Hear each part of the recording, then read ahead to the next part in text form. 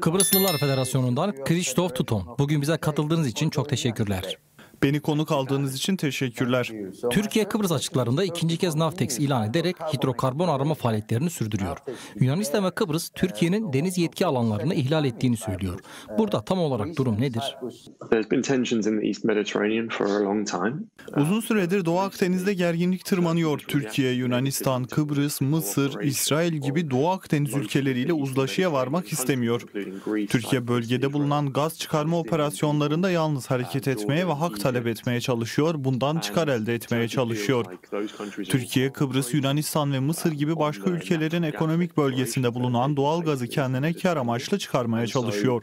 Kıbrıs açısından baktığınızda Türkiye'nin bu sondaj girişimleri bir yıl içinde 7 kere krize neden oldu. Şunu iyi görmeliyiz ki Türkiye sondaj çalışmalarını araştırmak üzere gönderdiği gemiyi askeri gemiler ve jetlerle hareket ettirebiliyor. Bu da bölgede gerginliğin tırmanmasına neden oluyor. Türk devletinin Yunanistan'ın kıta sahanlığını tüm uyarılara rağmen ihlal etmesi nasıl yorumlanabilir? Buradaki sondaj faaliyetlerini kendisine hak olarak görmesinin arkasında nasıl bir egemenlikli yaklaşım var? Türkiye kendi topraklarındaki haklarının uluslararası yasalara göre çok fazla dışında kalan şeylerin hak talebinde bulunuyor. Türkiye ayrıca Yunan adalarına yönelik de gerginliği zaman zaman tırmandırıyor. Bu ihlalleri ayrıca şöyle de yorumlayabiliriz. Türkiye, Kıbrıs'ın kuzeyindeki Türk devletini bağımsız bir devlet olarak aslında tanımıyor. Türkiye bu tarz yasal boşluklarla başka ülkeler üzerinden hak talep ettiğini görmemek elde değil. Türkiye bu ülkelerin aslında haklarını gasp ediyor. Bölgesel ve karasuları haklarına saldırıyor. Bu durum aslında oldukça karmaşık ama birçok insan olaya geniş tablodan baktığında Türkiye'nin usulsüzce hak talep ettiğini ve uluslararası yasaları hiçe saydığını görebilir. Türk devletinin zaten sıkıntılı olan dış politikası Doğu Akdeniz'de de zirve yaptı. Yunanistan, Kıbrıs ve Mısır, Türk devletinin buradaki varlığını yasa dışı olarak tanımladı ve ortak anlaşmalara vardı. Türk devletinin uluslararası hukuku göz ardı eden ve yayılmacılıkta bu denli cüretkar davranmasına yol açan neden nedir? I think anyone who knows the situation in the Eastern Mediterranean and the wider region. Doğu Akdeniz'i ve bölgeyi biraz tanıyan herkes aslında Türkiye'nin bu yaptıklarının kendi karakteri dışında olmadığını görüyordur. Türkiye'den aksi beklenmezdi. Bu şekilde kendi komşularına rahatsızlık veriyor ve bölgenin huzurunu kaçırıyor. Türkiye ilginç bir şekilde aslında bölgede hakkı olmamasına rağmen dominant bir güç olmaya çalışıyor. Bunu da aslında kumar diplomasisiyle yapıyor. Bölgeye savaş gemileri gönderiyor. Başka ülkelerin topraklarını, karasularını işgal ederek bunları yapmaya çalışıyor. Geçmişte 1974'te Kıbrıs'ta olduğu gibi yakın gelecekte Kuzey Suriye'de de bunu gördük. Bu yaptıkları Türkiye'nin karakterinin dışında şeyler değil. Aslında global olarak güç dengelerinin balansı ile ilgili de bir durum söz konusudur. Görüyoruz ki Türkiye son zamanlarda Rusya'ya yakınlaşmıştır. Rusya'dan S-400 savunma füzeleri satın almıştır. Orta Doğu'da Türkiye çok kötü organizasyonlarla işbirliği yapıyor. Mülteci sorununu derinleştiriyor. Teröristlerin Batı ile Orta Doğu arasında seyahatlerini sağlıyor. Tüm bunlar aslında bir sürecin sonuçlarıydı. Türkiye bölgede olmayan liderliğini varmış gibi göstermeye çalışıyor. Britanya ve Amerika'nın bölgede tarihsel rolünü de unutmamak lazım ve baktığımızda bu güçler bölgede geri adım atarak ve Türkiye'yi güçlendirmeye çalışarak Türkiye'nin dominant olmasını da sağlamaya çalışıyorlar. Bizler Britanya'da yaşayan insanlar olarak aslında Britanya'nın bölgede bu durumu değiştirmesini de istiyoruz. Çünkü geçmişte bunu yapmışlardı. 20. yüzyılda Britanya'nın fikri anılmadan Orta Doğu'da adım atılmıyordu. Şimdi ise baktığımızda Türkiye bölgede dominant olmaya ve bazı şeyleri zorla yaptırmaya kalktığını görüyoruz. Bu hiç doğru bir şey değil. Çünkü belirttiğim gibi Türkiye uluslararası yasaları çiğneyerek bunları yapıyor. Bu oldukça tehlikeli bir durumdur. Bölgede Fransa'nın ciddi etkilendiğini söz konusudur.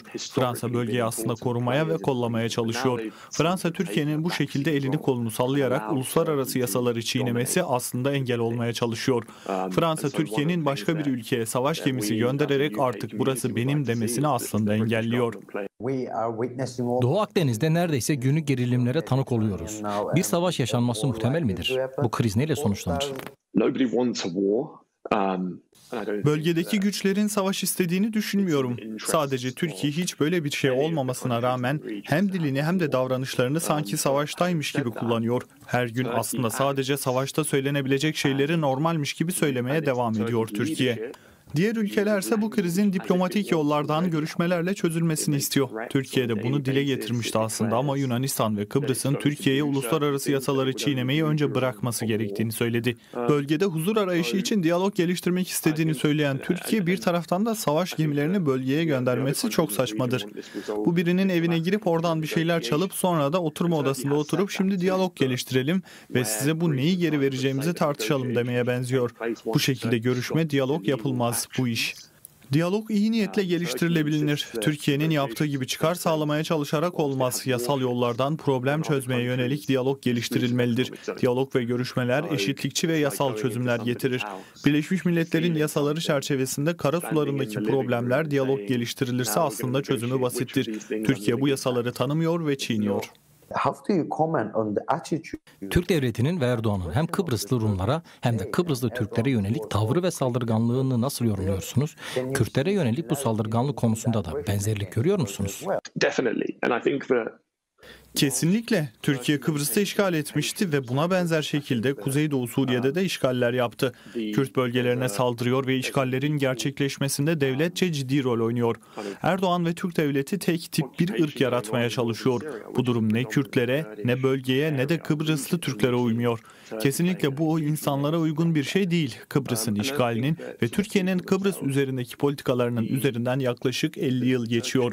Türkiye bu 50 yılda Kıbrıslı Türklerin kültürünü değiştirdi. Örneğin artık öyle bir noktaya geldi ki Kıbrıslı Türkler işgal bölgesinde aynılık durumuna geldi. Kıbrıslı Türkler yıllar içinde göçe zorlandı, nüfus orada değiştirildi ve kültürlerini de kaybettiler. Türk otoriteler tarafından büyük bir asimilasyona uğratıldılar ve görüyoruz ki bu politikaları Türkiye Kürt halkına da uyguluyor. Kendi toprakları ve eşit hak ve özgürlükler için mücadele eden Kürt halkı Türk devleti tarafından çok uzun yıllardır saldırı altındadır. Bu bizim ortak mücadelemizdir. Bizler bu saldırılara karşı farklı gruplar olarak mücadeleye devam etmeliyiz. Bölgede birçok insanın yaşamına sebep olan Erdoğan ve devletinin yaptıklarını bizler kendi aramızda paylaşmalıyız ve ortak mücadelemizi yükseltmeliyiz. Kıbrıslılar Federasyonu'ndan Christos Tuton. Bugün bize katıldığınız için, yorumlarınız için çok teşekkürler. Teşekkürler Erem.